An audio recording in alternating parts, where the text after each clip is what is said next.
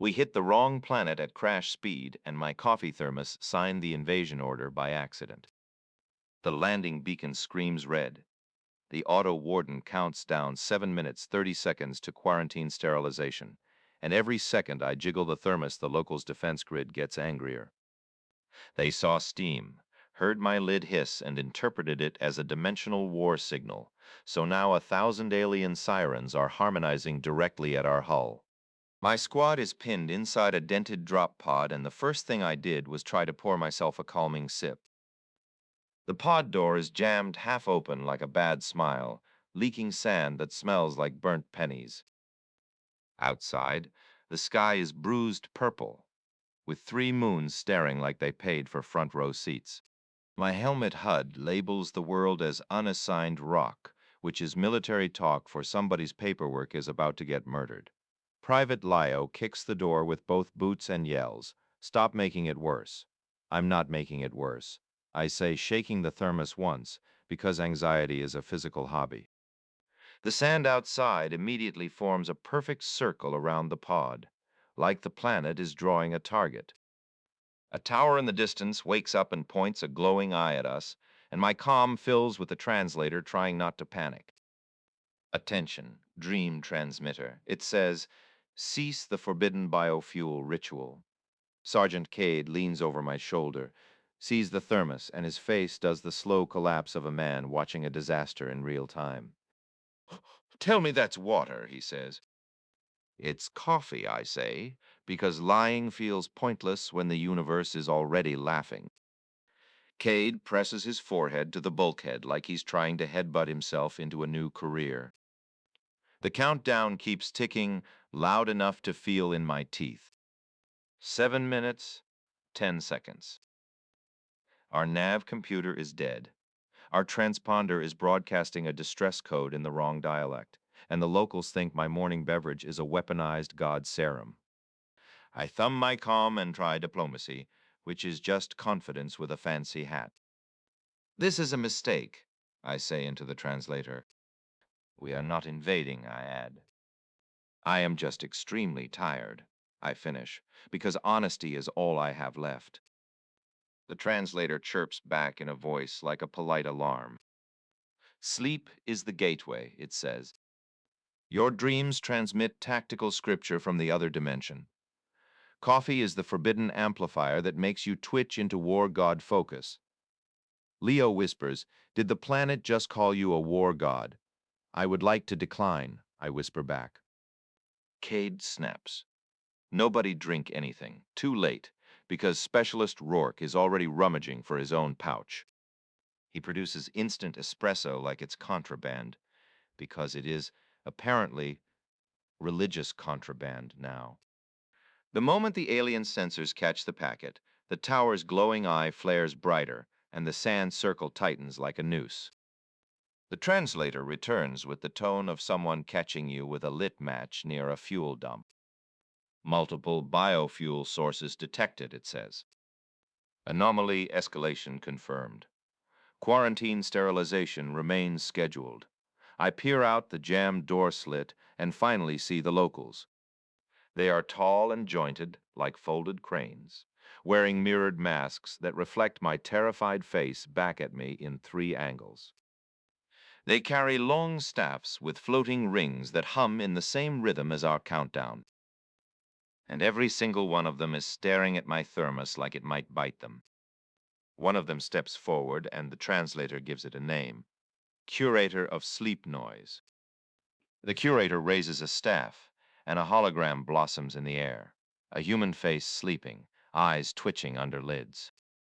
Then another hologram, a city of impossible angles, a stairway turning into a fish, a dog made of smoke. Then a final image, me yesterday on shipboard, snoring in my bunk with my mouth open like a dying engine. Cade hisses, "How do they have that?" I hunch lower, as if shame has armor value. The curator speaks, and the translator tries to keep up. "Dream transmitter," it says. "Your sleep broadcasts through the veil. Your dream images contain coordinates, weapons, and rituals. We have cataloged your most frequent transmission, being late to class while unclothed. Leo chokes on a laugh, and then immediately regrets it when the sand circle pulses. Rourke mutters, I had that dream too.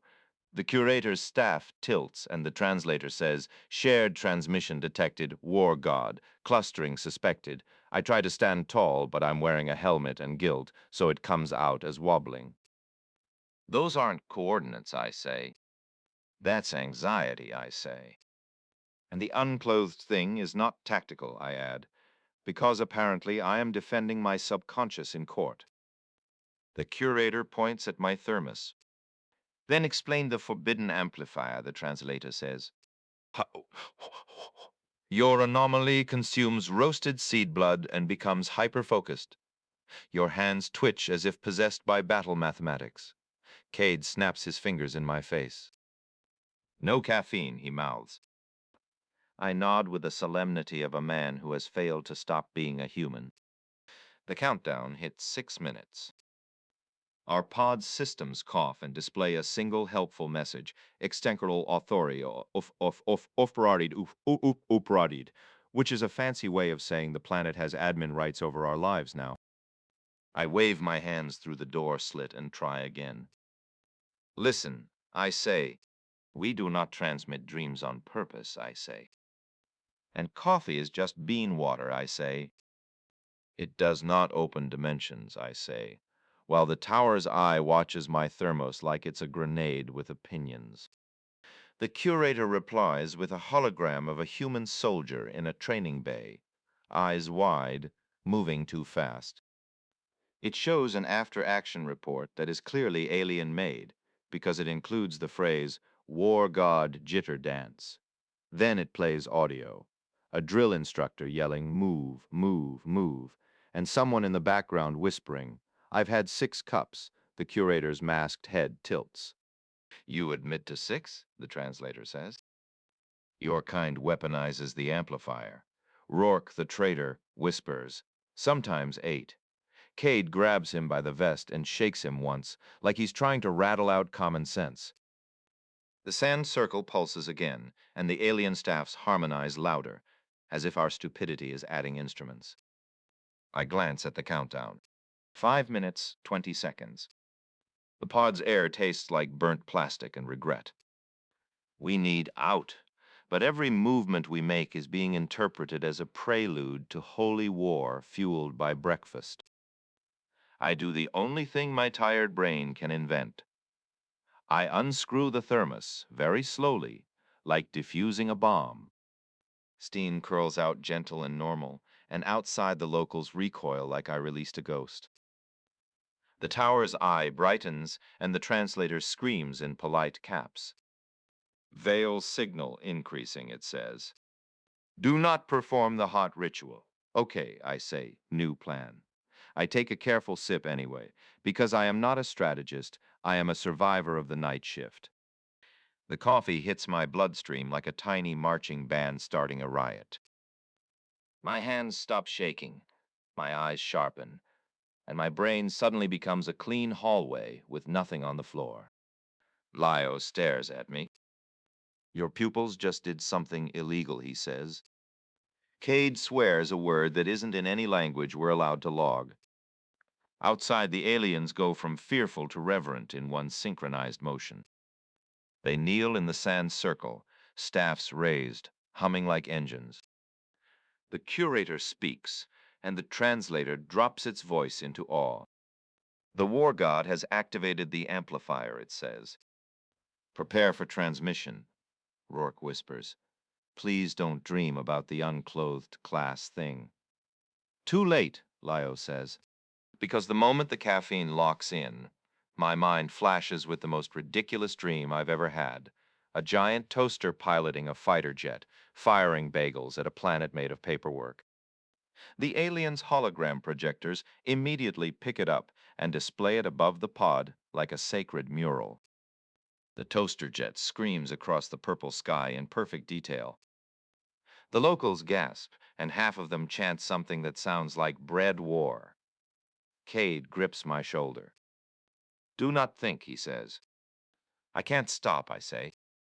The countdown hits 4 minutes, 12 seconds, and the tower's eye begins charging. And I realize the worst part. They don't want to kill us. They want to recruit my subconscious. And my brain, caffeinated and terrified, is about to broadcast the dumbest battle plan in the history of the galaxy. The chanting turns rhythmic like a loading bar with opinions, and the toaster jet loops the sky, firing glowing bagels that the aliens bow to. The tower's eye pauses its charge, confused, which buys us exactly 30 seconds of breathing room. I slam the thermos lid shut and try to think of nothing, which is impossible, because coffee has turned my brain into a racing engine. Think boring, Cade says. Think forms, Leo adds. Rourke whispers, think taxes. I picture a stack of paperwork so tall it blocks out the suns, stamped in triplicate, alphabetized by despair. The hologram flickers and the aliens hiss in alarm as the toaster jet dissolves into an endless queue of documents. The chanting stutters like a record scratched by bureaucracy. The curator steps forward, staff trembling. Cease the transmission, the translator begs. Your dreams are weaponizing monotony. Outside, the sand circle loosens, grains dropping back to the ground like they're tired too.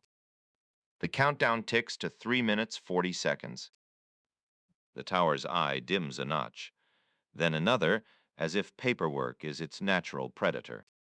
Katie pounds the pod console. Nav is waking up, he says. We have thrust in manual if we can get the door fully open. Leo jams a pry bar into the door seam and leans with his whole body. Metal shrieks. The door gives another inch and sunlight spills in, purple and judgmental. The aliens recoil again, but this time not in fear, more like annoyance at unfinished rituals. The curator raises both hands. Explain, the translator says. Why does the war god summon endless forms? Because we hate them, I say. And because they are not sacred, I add. They are just life, I say, which sounds profound but is actually about filing systems. The curator processes this. Staff rings, spinning slower. Your dreams are not scripture, the translator says. They are noise. Yes, I say quickly. Very loud noise, I add. The tower's eye powers down another level. The countdown slides to 2 minutes, 50 seconds, and then freezes, like it's waiting for adult supervision.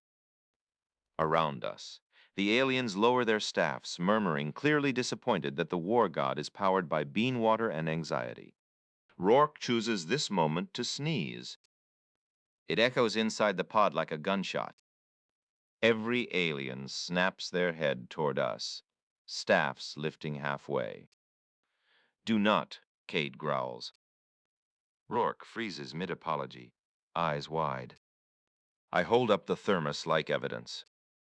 No more amplifier, I say. See, I add, shaking it gently to show it's closed. The curator studies the thermos with something like academic disdain. Your biofuel is unstable, the translator says. It produces gods, then paperwork. Welcome to humanity, I say. Lio finally forces the door wide enough to crawl through. Cade signals, and we spill out onto alien sand, boots sinking into the circle that is now just a circle, not a threat. The air hums with restrained power, like the planet is holding its breath. Our engines cough to life, manual thrusters whining as they spool. The nav screen flickers coordinates that make no sense, then settle into something usable. Cade counts us down, not the planet, his voice steady, because that is his job. The curator approaches until it is uncomfortably close. Up close, its mirrored mask reflects my face, holding a dented thermos like a relic.